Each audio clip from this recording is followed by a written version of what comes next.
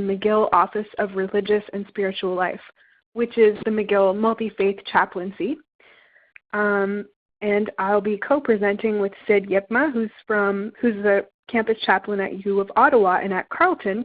And the format of today's webinar will be that Sid and I will each share a brief, our story in our various chaplaincies, and we'll also let you know kind of the format that the webinar will be taking. And then afterwards, we're going to open it up to discussion so we can hear other people's stories. And the way that we've decided to do it so there won't be a whole bunch of background noise during the presentations is that when people log on, Nicole, our kindly tech support person who's here with us, will mute them right away. So everyone will be muted at first except Sid and I. But then afterwards, when we open it up for discussion, since we're having trouble with the chat window and we're not actually able to see each other's chats, we're going to do it verbally. And the way that people can unmute themselves is to simply press *7 on their phones. And we'll give a couple of reminders about that as we go through. So pressing *7 will unmute your voice, and then when you're finished with the discussion part, if there is lots of chirping and background noise, you can simply press *6 to mute again. So *7 is unmute and *6 is mute. So who are we and why are we here giving a webinar on negotiating the relationships between chaplains and colleges and universities with some pitfalls and pointers? Well, it all started when a couple of years ago, some enterprising people who worked inside university chaplaincies, namely Ellie Hummel of Concordia University and Adriana Tulisi of U Calgary, decided that although there were lots of organizations in the United States, networks for people who work in college chaplaincies to form best practices and share what's going on in their institutions and share resources, nothing of that kind existed in Canada. And so Adriana and Ellie got talking and decided that in a Canadian context, which is very different from the American context, we need that too. And chaplaincies are rapidly changing across Canada. And when Adriana and Ellie finally ended up organizing an in-person meeting for chaplaincy administrators from all across the country, which was funded in part by the lovely In Spirit Foundation, what we discovered at that in-person meeting at U of T was that for every university or college chaplaincy in Canada, there's a different situation. We are extremely diverse, and almost every school has its own version of what a university or college chaplaincy should look like, or whether it should even have one. And so we realized that we have a lot to learn from each other, and we'll be a lot stronger if we start working together and sharing resources with each other. And so this series of webinars is just one of the ways that that community of practice, as we are now called, because we ended up voting to join CAUCUS, the Canadian Association of College and University Student Services, and form a community of practice on spirituality and religious pluralism in universities. I started that sentence and it got so long that I don't know how it's supposed to end. But yes, the community of practice for spirituality and religious pluralism in universities across Canada, which is a member of CAUCUS, has been doing things like holding monthly teleconference calls where people can share together what some of their struggles are and what some of their successes have been, and hosting these webinars so we can learn from each other, and working on some research projects so we can end up discovering and publishing some best practices for chaplaincy. And so today's topic is specifically about the relationships between chaplains and their various institutions. And so Sid and I are here because we both represent extremely different situations. I have experience with the situation at McGill, and Sid has experience with the situation in Ottawa. and at Carleton University. So I'm going to go first and share my story and describe the situation at McGill, and then Sid's going to take over and share his story, and then we're just going to open it up for discussion. And if people are shy and we don't have any discussion topics, then I have polled my chaplains and they have written in all kinds of different tidbits and pointers that they would like to, if they could give one piece of advice to other chaplains across Canada, what would it be? They've sent in some stuff like that that we could share if people are not feeling talkative. So, to start off, my story is that I came to McGill University as a student to study religious studies, and I did end up getting my PhD in women in ancient Greco-Roman Judaism and early Christianity, but along the way, I used my university chaplaincy. It was a small office located within the Student Services building at McGill, because at McGill the chaplaincy is under Student Services. It's one of the Student Services. And so I would go there and have tea, and there was a little, very tiny prayer and meditation room that I would use. And I ended up working my way through paying for university by working at the chaplaincy as a student casual intern. I did things like edit the spirituality newsletter, student spirituality newsletter, or kind of replace the receptionist in the office when she was on lunch. And eventually, when I came to the end of my PhD, a job came up as the director of the chaplaincy, and I applied and have been doing that for the last 4 years. When I first got to McGill, the chaplaincy, although it's a member of Student Services, was not on the same level as the other services. Each service has a director, and all of the directors are under the executive director of Student Services, but the chaplaincy at McGill it gets a fraction of the funding of the other services and has a fraction of the staff, and the directors of the other services are all full-time, but at McGill, the director was paid about 5 hours a week, and it came up to 10 hours a week just before I was hired. And so what that means is you have an administrator who's running the service who has to do all of the things that the other directors have to do, such as strategic planning and attending certain meetings and serving on certain committees, but with a lot less of the time that the other Student Services has. So that sounds kind of like a downfall, where the chaplaincy is in a situation where it's not respected or valued as much as other services. But on the other hand, what I love about the McGill situation is that it's really nice to have an official home. And even though we are underfunded in comparison, what happens is when students enter their Student Services building, they don't know anything about the funding structure or different levels of things like that. All they see is that officially McGill respects and values the fact that they come from all different backgrounds, that they have religious identities or spiritual identities, and that there's a home provided for them on campus for all kinds of religious and spiritual support. And the only way that myself and the other part-time individual at McGill can do that is because of chaplains who are completely volunteer. We are blessed with a team of 15 individuals who represent their faith groups, who give their time. And a few of them are paid by a denomination, but many of them are not. For example, our Sikh chaplain is simply elected by his community to volunteer. And these people organize events for within their faith community. They organize events together, interfaith events. They serve on panels. Their contact info is all on our website, so that sometimes I don't even know how many things they're doing, because professors will call them to come visit their class and give a Buddhist perspective or a Catholic perspective on this or that.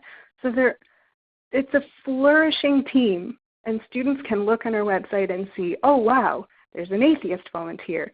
Oh, there's this type of Protestant, and there's Orthodox, and there's these two different types of rabbis. And students can feel that their religious identities are valued by McGill. And so that works great. One of the things that does not happen at McGill, which is miraculous and which is wonderful, is that we have a team that works well together, even though they strongly identify within their religions. They don't proselytize or recruit or, disparage other religions. We have a magical mix right now of individuals who strongly identify within their religion while strongly standing for religious pluralism. So this is something I don't take credit for, but I think it's an ideal situation. So that's kind of how it works at McGill. We have a multi-faith team that works both together and individually to support students who identify as religious, and we also have a space that is religion positive, where students can come whether or not they identify as religious, and they can relax, meditate, pray, have a tea, have a cookie, and it's a wonderful thing. If I could change one thing, it would be to provide the same level of funding for this unit as the other student services get. But I do understand that we need a student nurse, we need psychiatrists, and we need the financial aid advisors. And I understand that spirituality and religion are seen as less of an emergency and maybe less valued as in society, especially in Quebec society where there's a lot of tension about religion. It's not a very religion-friendly province in Canada. So I guess that's all I'm going to say for now, and I'm going to turn it over to Sid to kind of share his story and what the situation is like where he's working, and then we'll open it up for discussion. So just a reminder that today's webinar is being recorded, so people can consult it later, and everyone has been muted, but if you want to make a comment, to unmute yourself, you simply press *7, and then you can remute yourself by pressing *6. Over to you, Sid. All right, thank you. My name is Sid Ipma, and I work as the Christian Reformed campus chaplain, but for all intents and purposes, I work as a Protestant chaplain at U Ottawa most of the time, although I spend a little bit of time each week at Carleton University as well. I'm going to be coming at this from a little bit of a different standpoint in that I'm technically a volunteer chaplain. And I say technically because I am a full-time chaplain, but I am one of those people who is paid through my denomination to be on campus and to do my work here. And so what I'm going to do is I'm going to tell a little bit about the situation at U Ottawa and my story in terms of how I arrived here and describe that process as it's developed a bit over the last 5 years, but I'm going to highlight a bunch of points that I see as how that has developed between myself and with the chaplains and with the administration.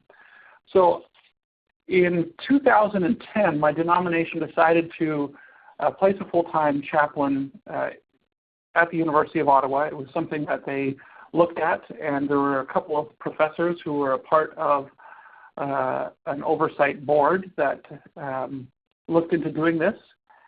And I was hired in 2012.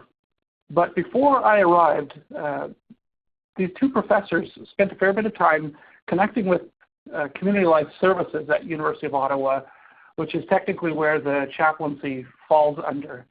And I see that as a really key component of something that they did, and I think that's something that's worth remembering for anybody who's a chaplain or is interested in getting involved in chaplaincy is when they started looking at bringing in a chaplain, they didn't come in with a presumptuous know-it-all approach. They came in with a sense of how can we help? We see that chaplaincy is diminishing in this place, and we don't think that's healthy. We think that religious services are important and that the spiritual life is something that needs to be cared for, especially for students who are coming who have a religious identity. And so they approached community life services and said, we would like to help. And that established a relationship and a conversation before I even arrived. So when I arrived in 2012, I was introduced to a couple of members in the community life services and had the opportunity to begin a relationship with them as in my role as a chaplain. And I think that one of the things I noticed in terms of how my board handled that is they had a deep sense of respect for the structures of the university, that they were working in partnership with the university, and that's how they approached it. They didn't come in with a kind of an arrogant sense of we have something that you need, but more of a sense of how can we work together. At my introduction meeting, I had questions about how the chaplain's office was run, who was coordinating it, and how the administration viewed the chaplain's place in the life of the community at University of Ottawa. And I discovered that the University of Ottawa chaplain's office had no coordination, no oversight, and no relationships at all with the administration. And at that time, I asked, well, when can I use the chaplain's office? And they had no idea what times were available, what the process was for negotiating that, and none of that information was anywhere to be found. So my work at that point was to begin by contacting any of the chaplains who were using the office just by the fact that their names were on the door and their contact numbers were there. I actually discovered that 3 of the people who were listed on the door were no longer even doing anything with chaplaincy. One of them was no longer even alive, so I don't know how long it had been since anybody had actually updated that information. But it gives you a bit of a picture and a window into where I was beginning in thinking about how this looks, and I think you can imagine that type of a relationship is not a healthy way to do chaplaincy, not for the university, and also not for the chaplains. In my conversations, I offered to do some work in that area and start redeveloping that. Now, the one fortunate thing about where the office was located in the University of Ottawa was that it was right in the direct hallway towards where the Director of Community Life Services had to go every day to get to his office. So he passed by the chaplain's office every day. It's a terrible location for students to find, and it's really was not the greatest hospitable space. But for where we were at, it actually served my purposes quite well because I could connect with him on a casual basis quite regularly. And that developed a relationship. And he and I would sit down and talk and begin talking about the place of chaplaincy and what it means to serve students and how this could be a better service than it was. And so out of that, there were a number of points that I'd like to touch on that I've noticed over the last 5 years in reestablishing chaplaincy. One is a point about chaplains, and that is chaplains can't just show up at the university and do office time for students. There were 3 active part-time chaplains before I arrived, and nobody in the administration knew who they were. About 2 or 3 years after I arrived, I was having a conversation with one of the administrative assistants, and she asked me, who's that guy who sometimes plays guitar in the chaplain's office? And she was referring to a chaplain who had actually been on campus longer than I had, but he would show up and he maybe put in an hour of time, but never really connected with anybody. And so I think that it's incumbent upon chaplains, if you're in a situation where you don't have a large infrastructure, to make sure that you take the time to introduce yourself and make your presence known. And if there is a coordinator, it's just crucial that the coordinator of the chaplaincy takes the time to introduce any new chaplains to some key individuals in student services or community life services, whatever it's called.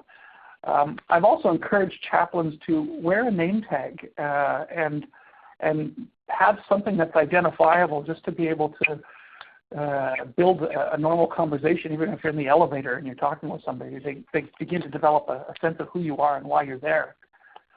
But I think that's a two-way street. Administrators, such as in my case, the Director of Community Life Services, need to make an effort to get to know who the chaplains are, even if they're volunteers. It seems crazy to me that at one point there were clergy members meeting with students in a U Ottawa office, and no employee of the university took the time to check in on who these people were.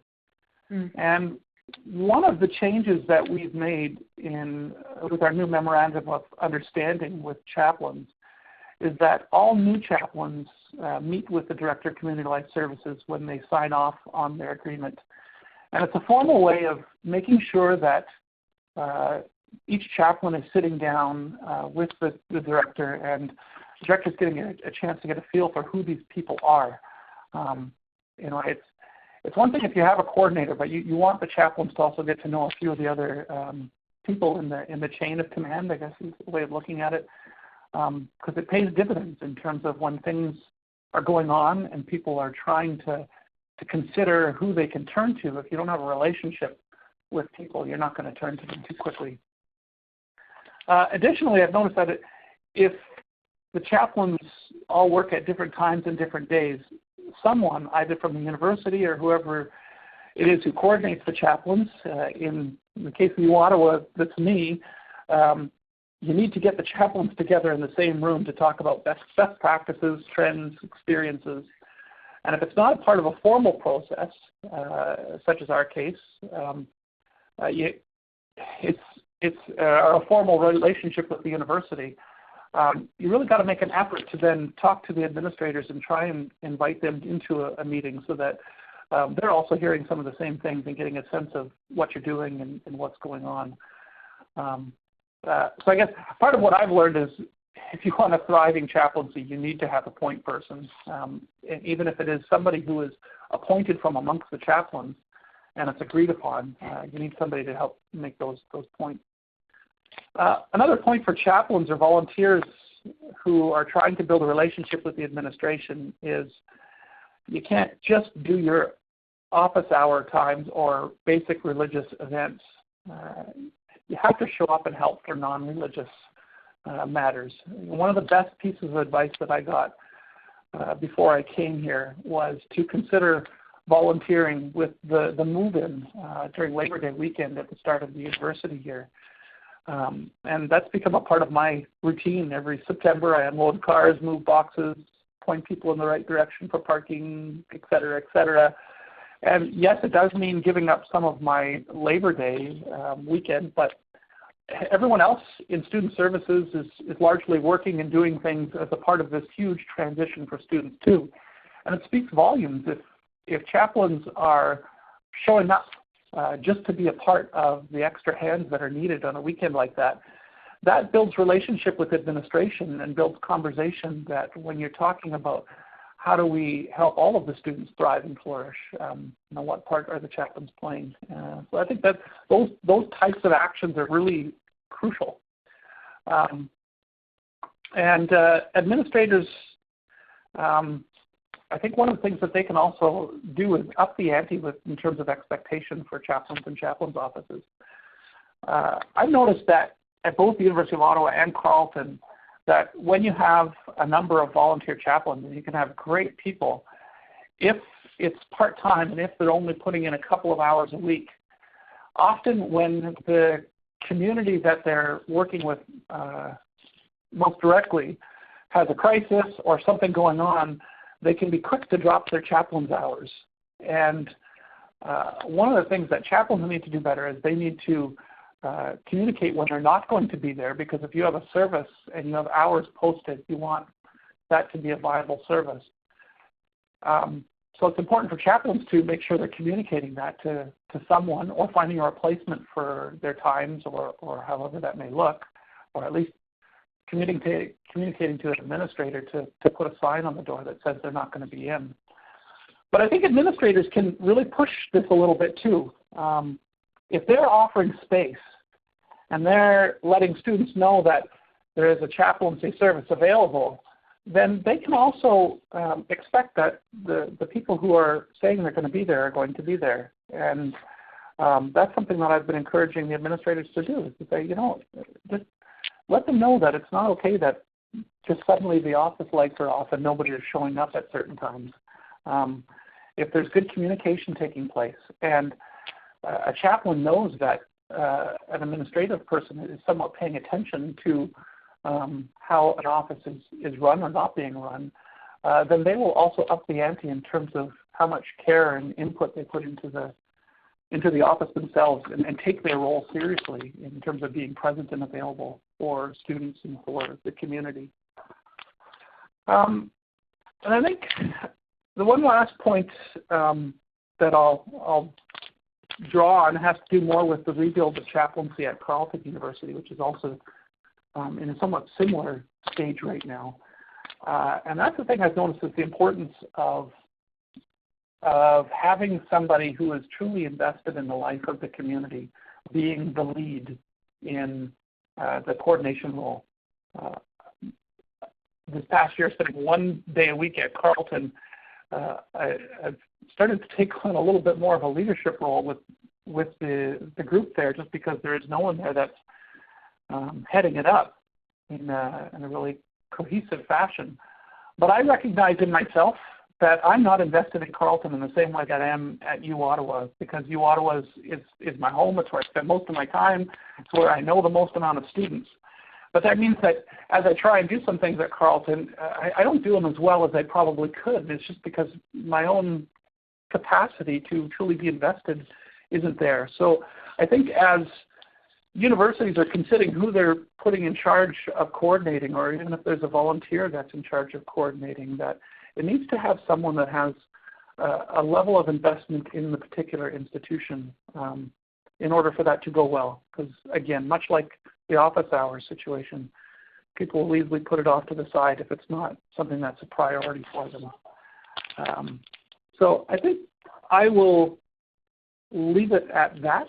I think that kind of gives a sense of where we're at University of Ottawa, and I'm happy to take more questions about how that's developed.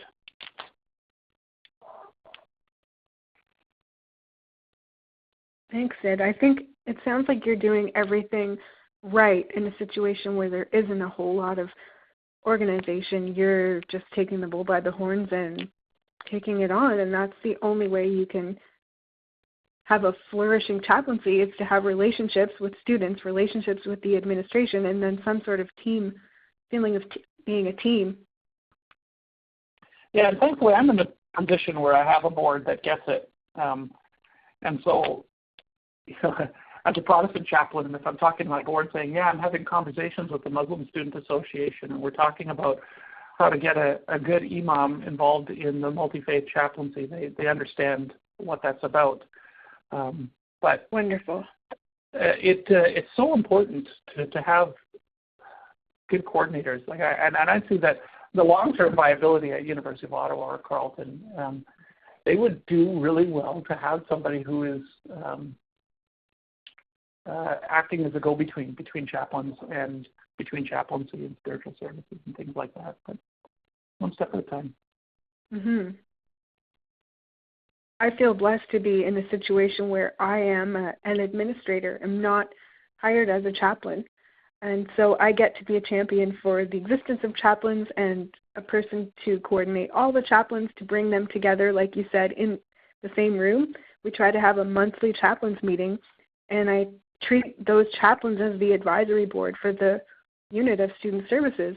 That's not written down anywhere that I have to do that, but I recognize that they, as volunteers, they're going to have a lot more of the buy-in that you mentioned, the feeling of investment, if they have a real say in how things are run and in what we focus on, and if they get to work together. That's exactly what I've noticed over the last 4 years here, is in getting the chaplains together where they had no relationship previously. They now have a relationship with each other.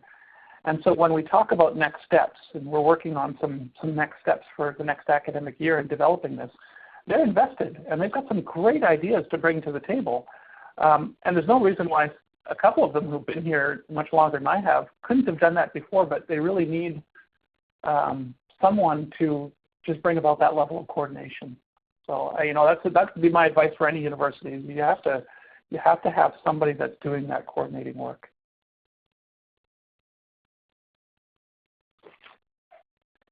So do we want to open it up to... I wonder if we shouldn't open it up to wider discussion now. Absolutely. So once again, and everyone who's muted out there, to unmute yourself and participate in the discussion, you simply press *7 on your phone.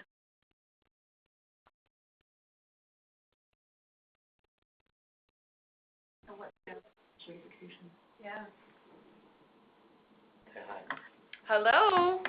Hello. Hello. Hi. Hi. We have a question. Okay.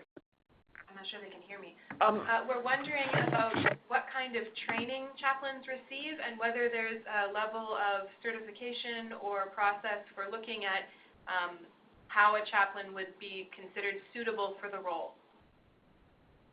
We Did probably you hear have. that? Yes, I did hear that.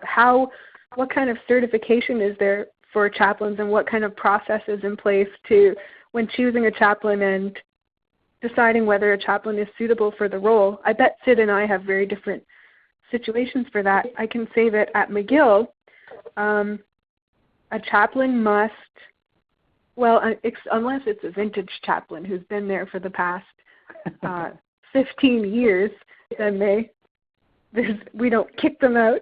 But a new chaplain must sign a memorandum of understanding and then a contract with McGill University. It's a non-salary contract.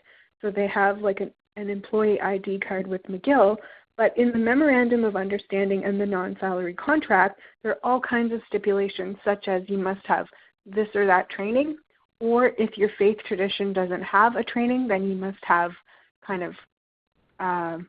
you must have been delegated by your faith tradition as the person that they would like to represent them. For example, our Sikh chaplain, they don't have seminary for Sikhs, but his community approved that, yes, they'd like him to represent Sikhism at McGill, things like that. Also in the Memorandum of Understanding is all of the stuff about confidentiality, about not proselytizing, about being willing to work within a pluralistic setting, all kinds of things. And I'll gladly share that memorandum for others to draw from if they like. The Community of Practice for Spirituality and Religious Pluralism has a shared Google Doc right now where everyone is handing in their various memorandums of understanding so we can compare and improve them together. It's very important that you don't have a situation where a chaplain is going to do more harm than good in terms of a student's spiritual and religious development.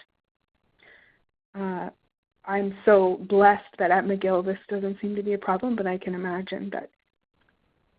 Yeah, our situation in the University of Ottawa is not much different. I mean, we've had to develop it over the last couple of years and finalize the new memorandum of understanding last year, but very similar. We expect some type of letter from a governing body of a chaplain who's basically a part of their oversight and who they're accountable to. And we like to see something that shows that they have some level of advanced training or something that some academic record, or again, it can be the equivalent of, depending on what faith tradition they represent.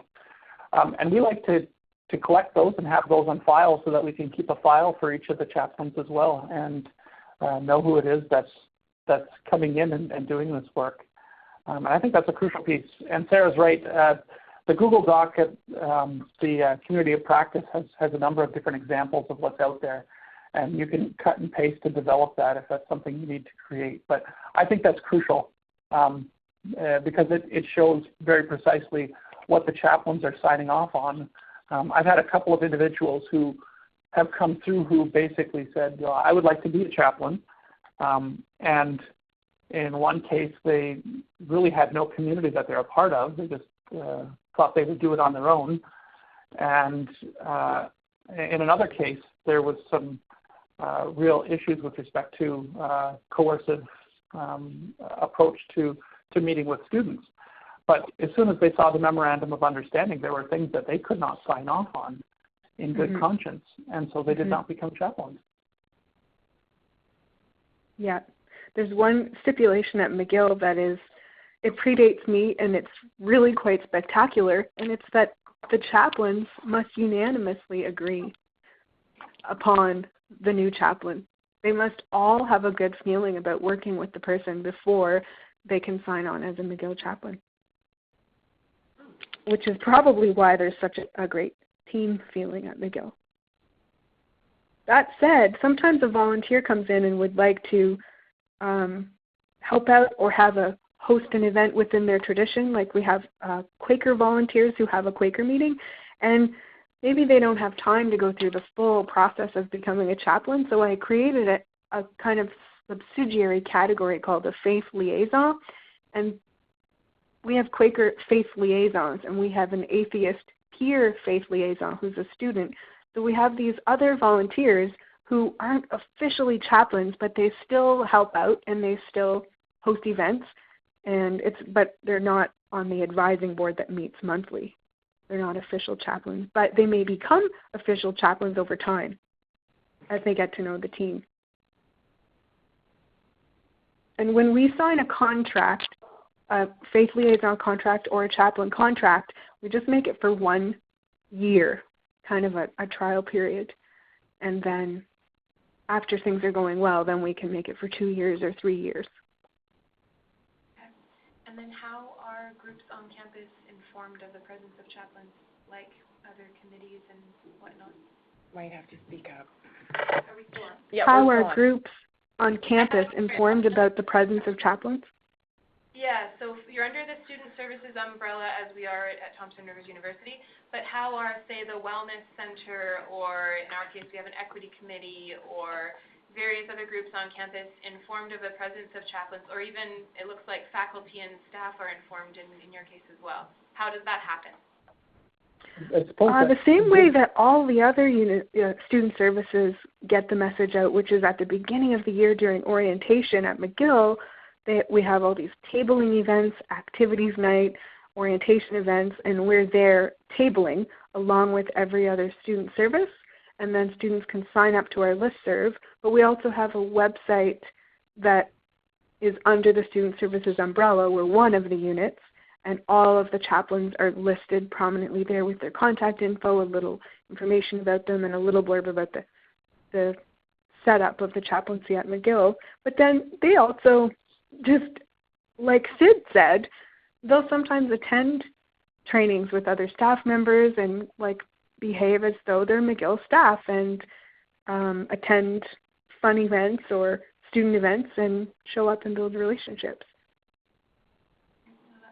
Yeah, it's important to find the structures in the university where there are people who need to know and other people who will just discover it. So Sarah's right. At the beginning of the year, you've got those normal fairs and trainings that take place.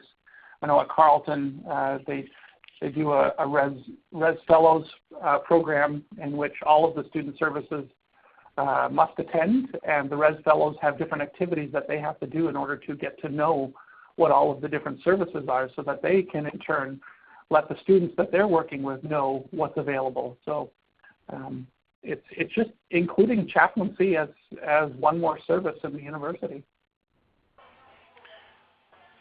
I'm not sure if you can hear me. It's Brad Clark from Brock University. Hi, Brad. Hi.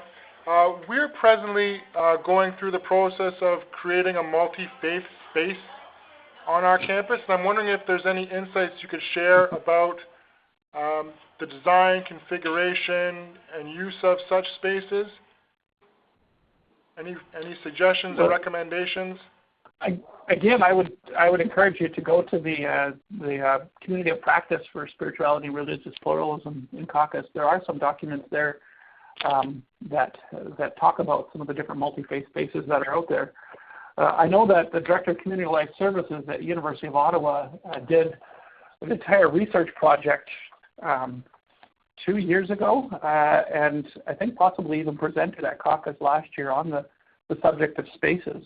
And he basically just created a comparative chart in terms of right down to footage and how much footage was available in different places and what's being done. So he might be worth contacting as well. I'm sure he'd be willing to share some of the information that he gleaned from universities across the country. I'd like to share the email address of one of the people who handles the mailing list of our Community of Practice, and it's Laura Gallo at concordia.ca. So Laura, Laura, .gallo, Gallo, at concordia.ca. If you're not getting information or if you don't have access to the shared Google Drive, contact Laura and she'll get you hooked in to the community of practice, because several people are working on documents about how to create great spaces, great multi-faith spaces or prayer spaces right now, and some documents are already on there. And also I want to share about our space at McGill. We have a pretty small space with 2 bigger rooms and 2 little offices. And what we did when we moved there 3 years ago was to with zero budget, no renovation budget whatsoever. We had a boardroom and kind of an office-y, cubicle-y space. And so without budget, we somehow managed to make a space that is always now jam-packed with students every single day, because we tried to make it as inviting as possible. So what we did was, with the boardroom, we just emptied it. And we put in some meditation pillows and got a happy lamp, like a light therapy lamp, and put a little station there where people could sit in front of that. We have some coloring sheets. We have a few guided meditation CDs with headphones, and we got some plants. So this has become our prayer and meditation room. And although it's not, unfortunately, it's not set up as a proper Muslim prayer space because there's no kind of bathroom access, we at least know enough not to put a bunch of decorations that would represent other faiths, or try to keep the decorations really abstract or non-existent or muted, so that the space is not designated to any one religion, so it's just kind of a neutral, relaxing space. And then in the other room, we just set up a circle of couches and have plants. We don't turn on the office-y lights. We tore out all of the kind of cubicle-y stuff so that it's just a circular, relaxing space. And then we provide hot water and tea, herbal tea bags that students can help themselves to. And over the years, we've built up a small interfaith or wellness library that's just for use in the lounge. And we chose like kind of green and blue, just kept it really minimalist and really simple yet colorful, and found a room divider to kind of hide our messy photocopier station and everything. We divide it with this cardboard, like biodegradable, brightly colored cardboard that you can put together and fold into any shape, and it's called Nomad. So we have this blue and green mottled cardboard backdrop that makes it cozy. It's just a cozy little circle, and it's full of students every single day, as is the prayer room, now that we've revamped it into this really inviting space. People walk by and they just see it, and there's signage to explain what it is, and they just feel welcome. So you can do a lot with a little budget if you make it look relaxing, make it look like they're not at university for an hour or so. Yeah, and I can only dream of having some spaces like that.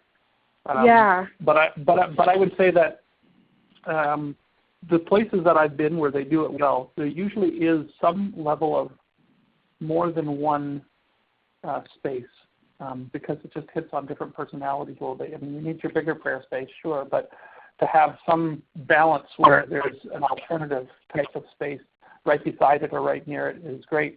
And I guess if I had to give a piece of advice, Brad, I would really encourage a road trip with a few of the folks that are going to be making the decisions on what's going to take place. Especially if you're at Brock, you've got a number of universities that you could go and visit and just take a look around and see what different people have done. Because I think what you will find is you'll get ideas that will come from different universities that you can blend to fit with what you've got going on at Brock. Great, thanks for the insight, and I'll reach out to Laura as well. Oh, wonderful. I wonder if anyone else who's listening has further answers to this or any of the other questions. If you'd like to jump in with situations from your space, just *7. Hi. Hi, Seth Greenham from Simon Fraser University, and hearing your story at McGill, it reminds me of where we were probably about 8 years ago. Here at SFU, we had a smaller space, and we did similar things where we tried to make it inviting for students. And what we found was we went from about 100 students a week using our space to about 500 students a week using our space.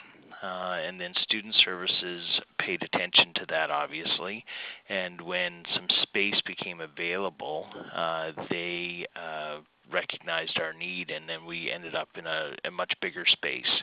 And so just an encouragement for some of you sort of in that stage of small space, making it really inviting and comfortable for students will definitely get administration's attention. And we've outgrown our current space that they've built for us about 8 years ago, and so we're actually in discussions about what it might look like to have an expanded space. I think the other piece about space that I'd like to mention is just accommodating Muslims. That's a very important piece, and we found that as universities were recruiting from Muslim countries for international students to come and be a part of their academic programs, one of their concerns was religious accommodation. And so to be able to talk to the administration about that, it sort of partnered together with the Muslim groups about having religious accommodation space and specifically ablution rooms.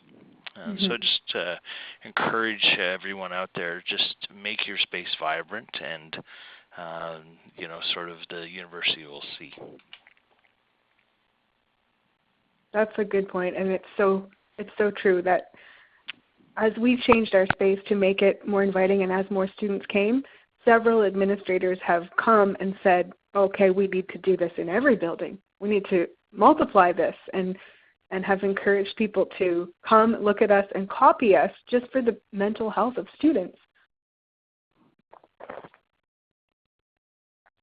But as for the prayer space, McGill doesn't have an official Muslim prayer space. The undergraduate students provide a small one, but it's something we are currently working on. I think that there's a lot of ignorance around what is needed and how it's an important part of so many students, especially international students who are just arriving here and are used to a very different worldview, coming and realizing that Canada is often kind of don't ask, don't tell about religion.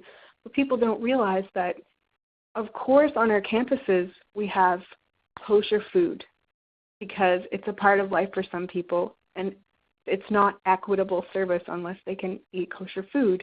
But finding a place to pray is exactly the same thing. It's not equitable if there isn't a place to pray. And so that's hopefully across Canada something that will be improving. I did a quick scan of university prayer spaces just to make a list for myself, and I realized that Canada is doing quite well in its universities. I don't know about colleges, but most people have at least one prayer space with ablution stations, and many have more than one. So, yeah. Any other questions or things to add or stories to share? You just press *7 to unmute yourself. Hi there, this is Helen McFadden, Thompson Rivers University. I'm wondering if any of you are familiar or have established protocols or strategies for responding to incidents of violence or trauma or other kind of exceptional circumstances that create spiritual trauma in the student population, and whether or not there are, if that works through the administrative offices, and what kind of collaboration you've organized. Well, I bet that's different in every school. Would anyone like to answer? Well, I can't. We don't actually have an official protocol here. We just haven't developed things far enough right now to be able to do that. But I do know that when things take place on campus, my own relationship with some of different administrators or people involved in residence life or involved with counseling or any of those types of things, that I will sometimes just get a call to come and be present if they're not sure even whether it's going to be a need or not. So, but Sarah, you might have more going on at McGill with respect to actual policy. I also don't have a specific protocol or a specific policy, and we're just not there yet either. But what I do is to make sure that what goes out on our social media in the event of a potentially traumatic event is that I say, just remember that we are here for you. If you're feeling upset by recent events, here is a list of the chaplains who are available to you, and here is a list of other resources at McGill, like the counseling service. You know, just constant reminders when upsetting things happen that there are lots of people there who care and who are willing to talk. And I always remind them you don't have to be religious to come speak with a chaplain. They're here for everyone. Anyone else have protocols and policies in place? I'm wondering if anybody from University of Alberta is on the call. Edmonton? No? Or UBC Vancouver? Did you hear that? What was that? We're just wondering, is there anybody on the line from the University of British Columbia or anybody from the University of Alberta? Yeah, I think there were people signed up from UBC at least. Maybe they're off by now. They could be off. Maybe. Anybody have any more questions? Okay. We don't have any more questions, so thank you very much for answering the ones that we did have. Oh, thank you very much for participating. Absolutely. Thank you very much. You're welcome. We have about 5 minutes left, so if anyone has just a one-liner of a pointer they would like to share with others on the relationship between chaplains and universities, go for it. Hi, this is Heather from Bishops and Champlain in the beautiful eastern townships of Quebec. I just want to echo what I've heard many others say, that the importance of building relationships. Our campus is very small, so it makes it pretty easy to do.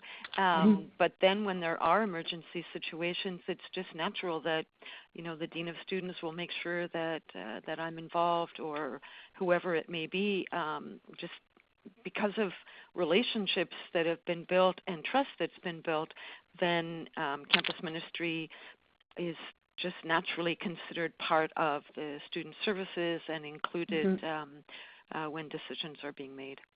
So I just can't emphasize enough the importance, as Sid was saying, getting out, going to meetings, being there on move-in day, whatever it takes, just being seen and being part of the team of people that's there. Well, and I think it can go even further than that. I think there can be a strong proactive component to it with respect to key players. You know, there are certain groups on campus,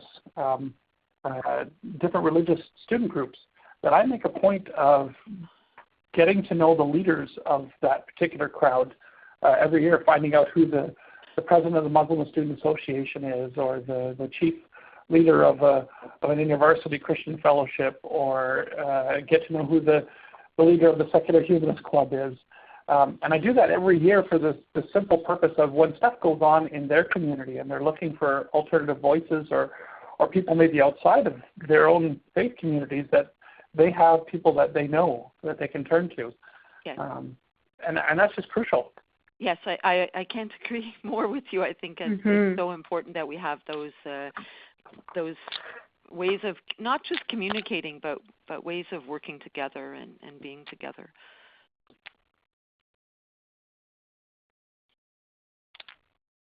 At the end of the day, the presence of multi-faith chaplaincies on campuses is so important, especially now when religion gets such a bad rap in the media and so many students feel they have to be in the closet about having a religious identity. There we are as bastions of reasonable, harmonious, flourishing religious pluralism. And sometimes we have a huge impact on students just by existing even though they may never walk through the doors of the office. They see it, and they see, oh yeah, religion is normalized, and there's all different types of people, and it's fine. So building relationships is the most important way that we can get that visibility on our campuses. Anyone else with some final thoughts? Or a final question? Yeah, I was just wondering if you can repeat Laura's email address. I missed it. Sure. Laura.gallo@concordia.ca. And her name is spelled Laura.Gallo. And she's in charge of membership to the community of practice. Great. Thanks so much. She can add you if you want to be added. Great.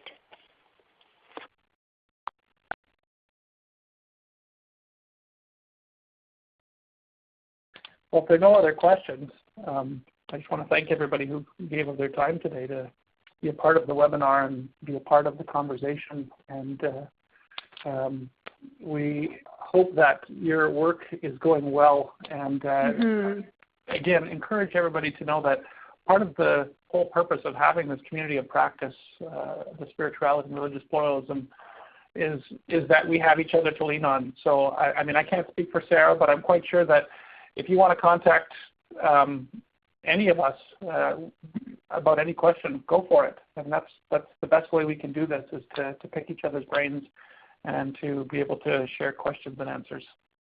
Yeah, absolutely. No one is out there alone. Even if you're the only one on your campus doing chaplaincy work, you're not alone, because there are thousands of us across Canada. So why don't we get together and pool our brains? All right, thank you, everybody. So thanks, everyone. Have a great afternoon. Bye. Bye. Thank you, guys. Bye.